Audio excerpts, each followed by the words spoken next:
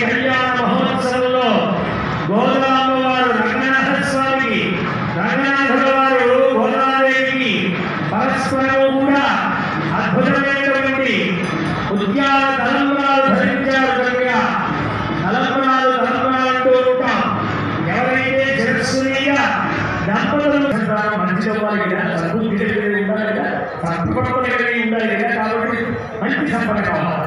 తర్వాత పశుభూమి, రెండవది పశు సంపద కావాలి, అంటే పాటి పంట ఈశ్వర్యాన్ని కావాలి. మూడవది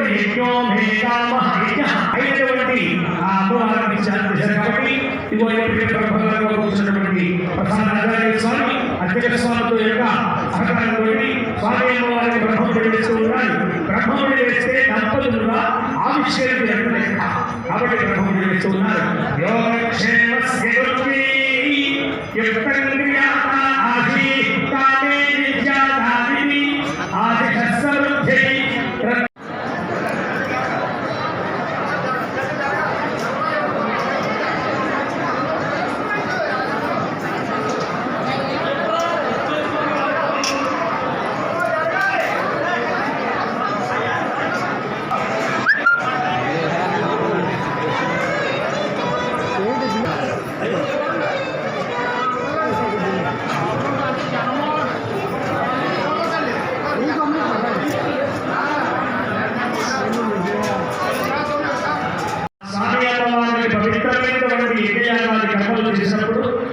తప్పకుండా ఆ యజ్ఞోపవీతం ఉండాలి.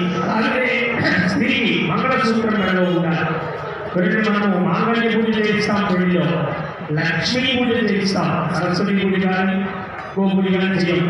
కాబట్టి గౌరీ పూజ చేయిస్తాం. ఎందుకని లక్ష్మీ పూజ చేస్తే సంపదలు వస్తాయి కదా, సరస్వతి పూజ చేస్తే చదువులు బాగా వస్తాయి కదా. అంటే అవి కాదండి, ముందు గౌరీ పూజ చేయండి. ఆ భాషలో తెలుసా అద్భుతంగా వర్ణిస్తుంది గోదాదేవి. నీవు పార్వతీదేవితో కూడా ఉండి పరమేశ్వరుడు భర్త ఉండడానికి కారణమయ్యావు కదా. నేను గోదా, నేను పరమాత్మ భర్తగా నాకు సహాయం చేయలేదు అని చెప్పి ఆయన గురించి మనోభక్తి అలా చెప్తారు. అంటే ఎంత సాధాత్మ్యంతో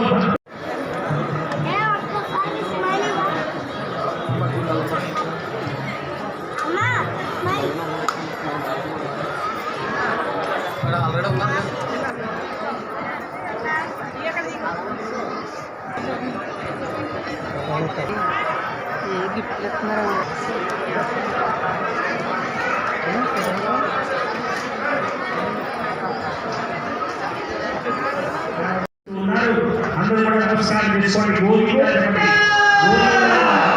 గోవిందా గోవిందా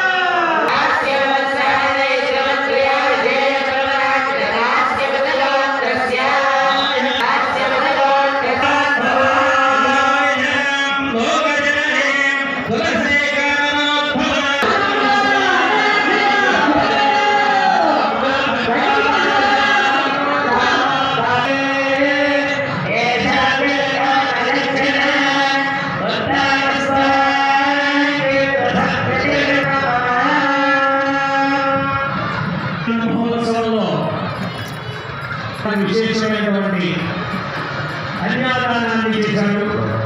కన్యా మహాదానం ఇందాక చెప్పుకున్న కన్యా మహాదానము 16 మహాదానములను వ్యాస భగవానుల వారు మనకు చెప్పిన